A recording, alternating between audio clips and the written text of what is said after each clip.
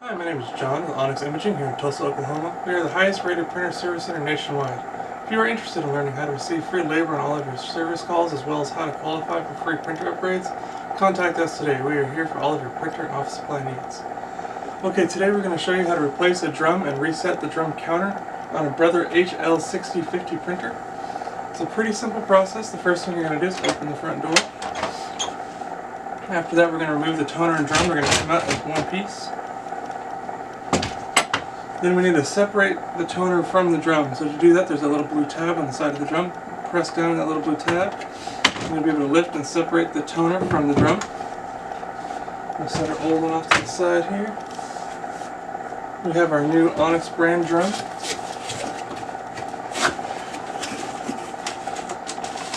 Inside of every Onyx brand drum, there are written instructions on how to replace the drum.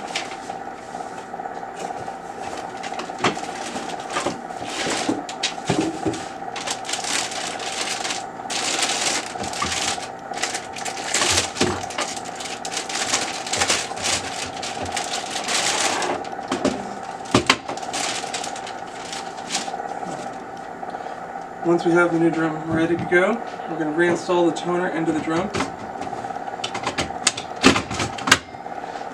You feel it click into place. After that, there's a little blue tab at the top of the drum. You're going to want to slide that across the full length of the drum about 2 or 3 times, making sure that it ends in the same place that it starts, and there will be 2 little arrows pointing at each other to remind you where that was. We're going to replace the toner and drum back into the printer, making sure that's pressed firmly back inside. We're going to leave the front door open. We're going to press and hold the go button for about 4 seconds. On the screen it'll say replace drum. Let go. Close the door, and just like that you're back up and printing.